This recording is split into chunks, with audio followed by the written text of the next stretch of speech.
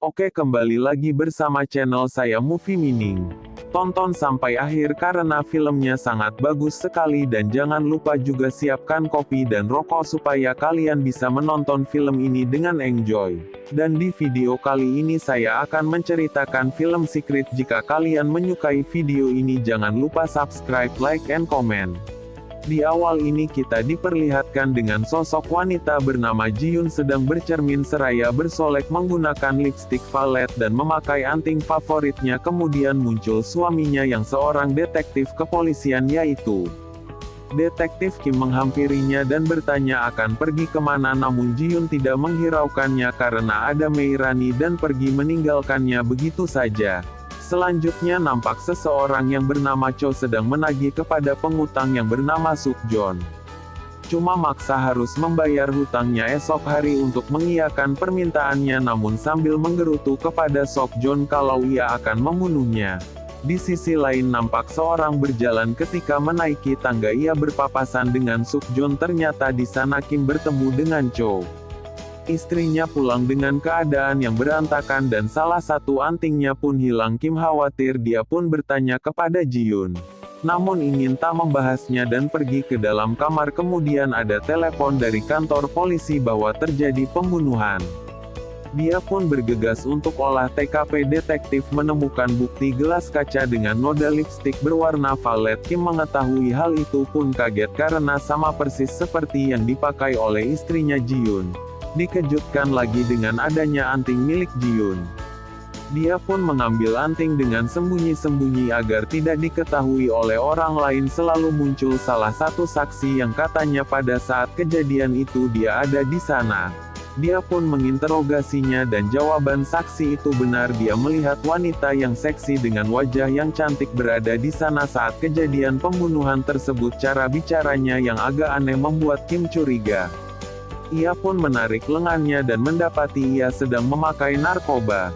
Dia pun mengancam saksi agar tidak membocorkan soal ini kepada siapapun karena ia bisa dipenjarakan dengan pasal narkoba. Tapi bagiku juga dia mempunyai keuntungan, yaitu istrinya yang dicurigai sebagai pelaku bisa bebas dari tuduhan.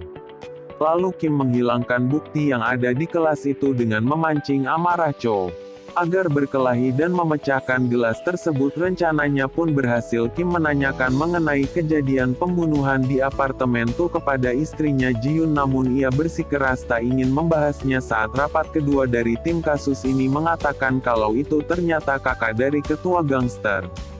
Siapapun yang membunuh kemarin posisinya dalam bahaya.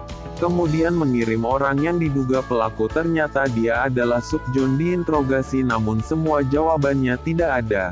Kim menunjukkan sebuah buku yang isinya adalah pinjaman uang Ji-yoon kepada Cho. Ia tidak mau menjawab dan beralasan ingin segera pulang karena akan membelikan kue ulang tahun untuk ibunya. Kembali menanyai Ji-yoon tentang Cho. Ji-yoon di sini ingin menjawab semua pertanyaannya.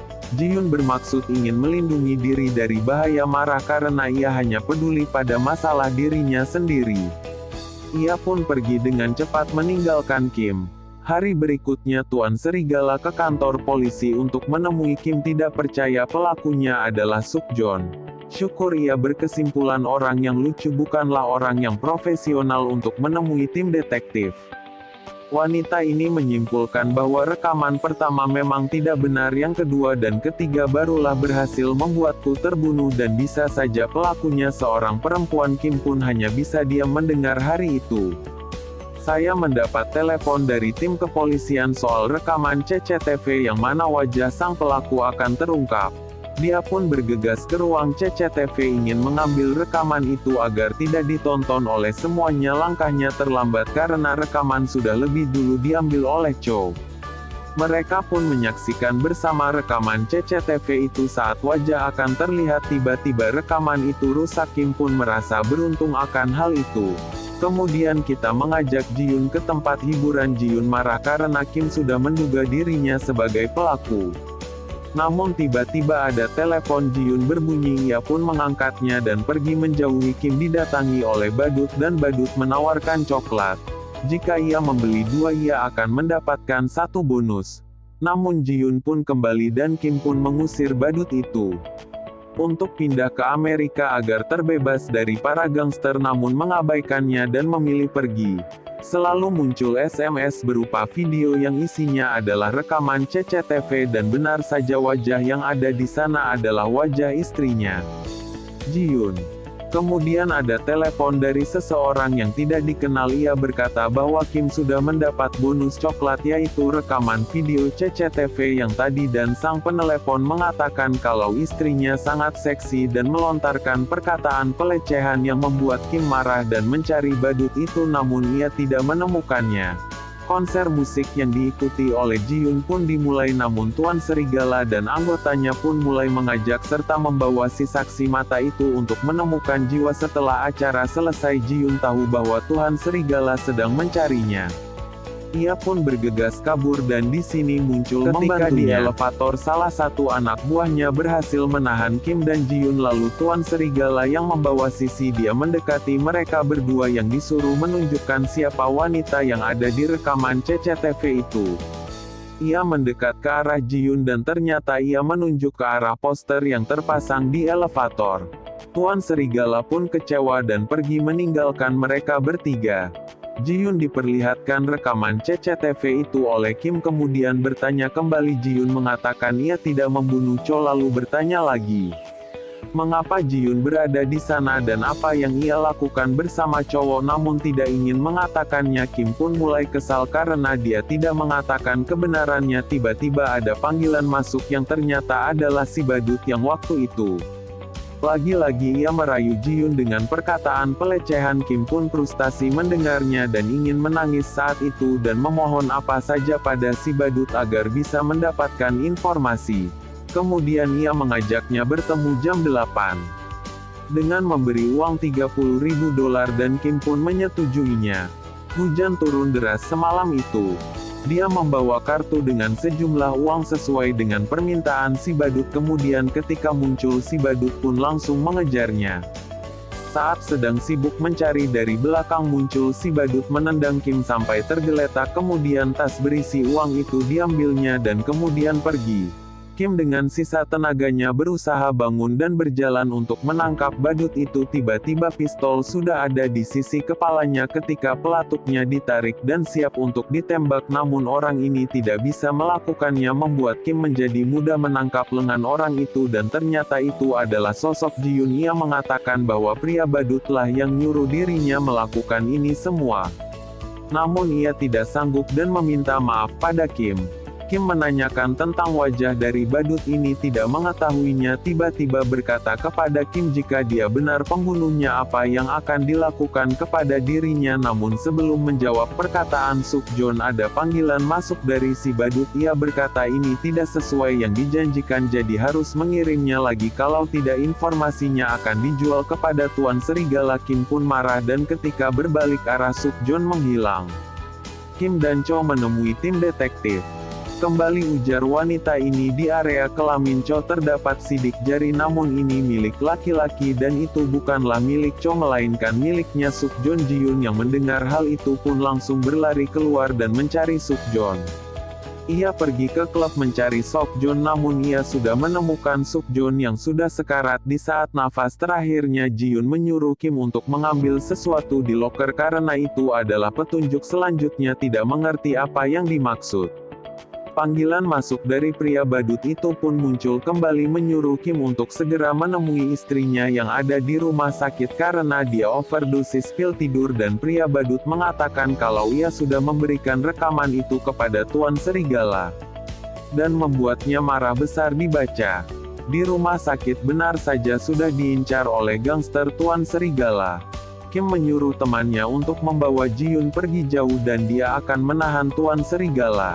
Namun ia tidak pamitan dan pergi begitu saja karena Ji-yoon sudah bersama temannya Kim tapi temannya ini berkhianat dan membawanya pergi ke kediaman Tuan Serigala.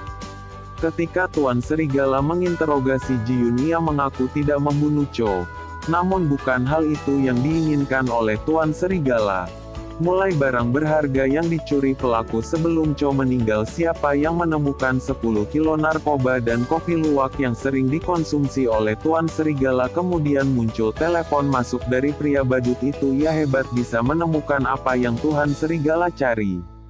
Dan Kim pun sudah tidak ingin berurusan lagi dengannya, namun tiba-tiba muncul saksi mata dan hampir ditabrak olehnya. Di bawahnya lah masuk si saksi mata ini. Kemudian muncul telepon bahwa Ji-Yun diculik oleh Tuan Serigala.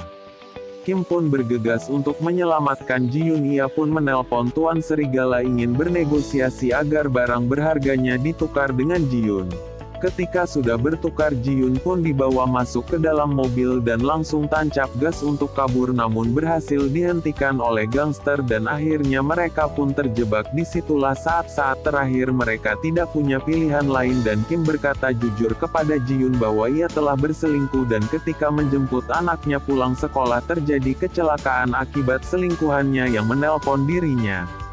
Ketika sedang menyetir, Ji-Yun yang mendengarnya pun langsung berteriak dan ingin membunuh Kim, hanya terdiam dan memutuskan untuk baku hantam dengan anak buah Tuan Serigala. Ia pun kewalahan karena begitu banyak anak buah Tuan Serigala. Ketika hampir ditusuk, muncul detektif Cho dan yang lainnya untuk membantunya, tapi Tuan Serigala dengan sigap pergi membawa Ji-Yun. Namun tiba-tiba dari bagasi muncul si saksi mata menghantam Tuan Serigala dan keadaan itu berhasil dimanfaatkan oleh Kim untuk menembaknya dan Tuan Serigala pun mati di tempat. Ketika di rumah sakit, Ji-Yun sudah kembali normal terhadap overdosis obat.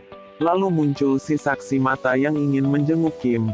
Ji-Yun pun pergi keluar. Saat ini saksi mata bergumam kalau ia pernah bilang pada Kim kalau ia pernah berbicara di telepon ingin melakukan pelecehan terhadap Ji-Yun.